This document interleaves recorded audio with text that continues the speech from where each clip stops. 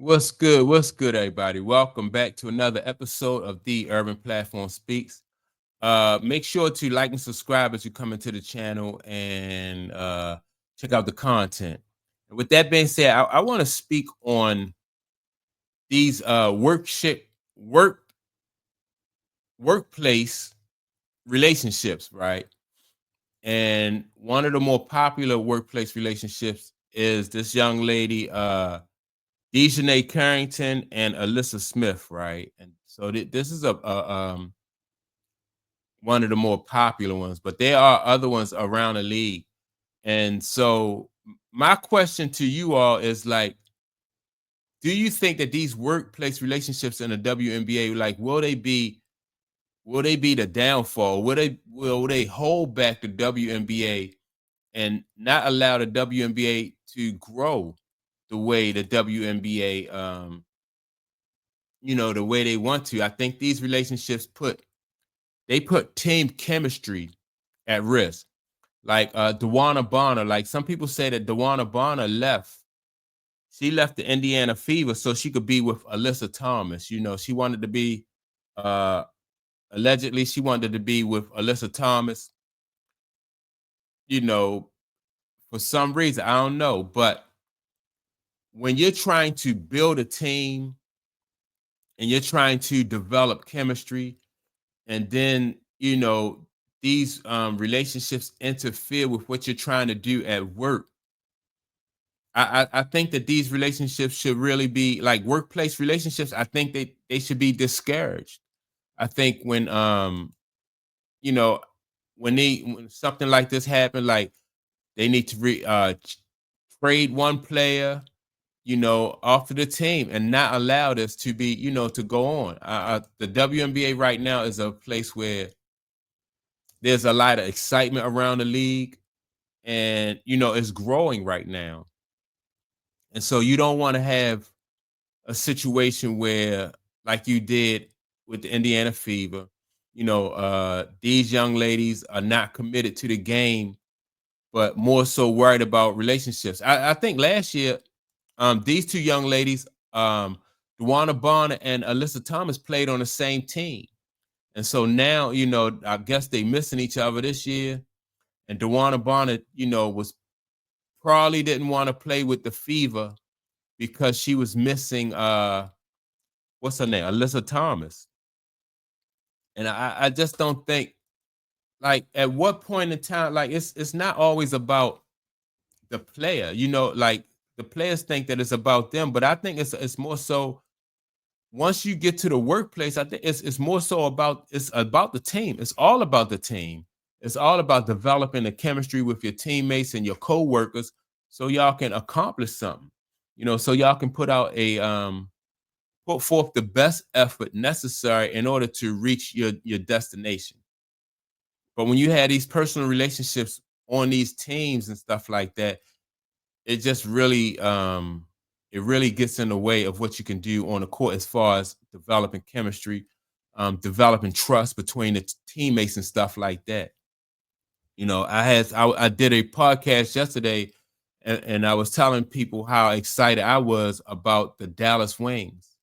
Right. Now the Dallas Wings they're up and coming, but they seem to, somebody told me that the Dallas Wings also seem to have some controversy in their locker room when it comes to these type of relationships. And I'm like, oh man, like you get, you get set in order to you set up and you want to see some good basketball, and then this is something that you know that you're going to have to contend with. These relationships within these locker rooms is not good. And for some reason, this is like in the WNBA, like these relationships are just so prevalent. I don't know. I just think it's just another thing that's going to stand in the way of is going to stand in the way of this league growing. Especially when you have a situation or problem like this. In my opinion, that's just so pervasive.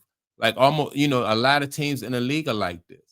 You know, um, and that's I don't know. So let me think. Like if you have a situation on a men's team, you know, where the guy, like I mean, I can't imagine this even happening on a men's team personally.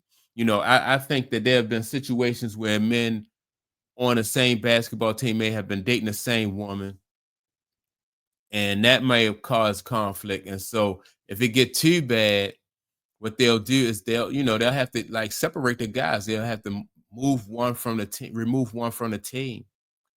And this is what I think that they're going to have to do in the WNBA. They really going to have to go out of their way to discourage these type of personal relationships on the teams. You can't do this at the workplace. This workplace, most workplaces don't even, not only do they not want married couples, but they don't even want like family members. They don't like, if they do hire family members, they'll have them working like in different departments or something like this, but they can't have family members and spouses working together, boyfriend and girlfriends. They want to discourage that because it is these situations just mess up the chemistry all around at the workplace. And then these situations can become volatile. Like if you have an argument at home, who's to say that, like, these people can't bring that type of situation to the job. And then a lot of these relationships might, if you, heaven forbid, if these relationships get physical, now you have a whole um you have a whole different situation, and it can escalate. That's why they want to separate these personal relationships from business relationships in a business environment. You just can't have these personal relationships within that business environment in a team setting. It's not good for the team. And I don't think the WNBA should allow these young ladies to be selfish like that. Like put their relationship before the team. Um, and that's not to say that you can't have the type of relationship that you want to have, but you just shouldn't be able to bring that to bring it to the workplace. Just like you can't bring your kids to the workplace. You you have babysitters, or you send your kid to school. You just can't, you can't bring your kid to your job while you're working in your job. They don't allow that, and because they know that that it's a distraction, and you're not going to get the best performance um from your employees if you allow them to bring their personal relationships into the business. You're not going to get that best performance. You're not even going to get a consistent performance. People may work better, like depending on how their relationship is going. If everything is going good in their relationship, then they'll play better. And so you don't even want to be in that type of situation where you're hoping that, like somebody's relationship, they happy in their relationship. There's no arguments going on in a relationship, and then that's going to spill over into work. So you really don't want that type of situation. And so that's why I think like the WNBA, if they're serious about growing, like some of these behaviors that's going on with these young ladies in the league is going to have to be corrected. You know, either one of these young ladies, they're going to have to play for different teams, which I think that's the best solution. Have these women playing for different teams. If you're if you're in a relationship with another member of the WNBA, then you can't be on the same team. At least try that. But to have women, playing on the same team and dating each other, I think is it's just not really going to be good for the sport. I think you do the fans a disservice. And people in these, they might say, well, forget about the fans, but the fans are the ones who, they the one who pay you. And so if people are not happy with the product on the court because you playing you're not putting your all into it because something's not going right in your relationship, then you're gonna lose your fan base. And so I think the WNBA really needs to correct this type of these type of relationships, these personal relationships at the job. And so that's my take on it. Make sure to like and subscribe. With that being said, also don't forget to leave a comment, and I'll check you all out in the next video. Peace.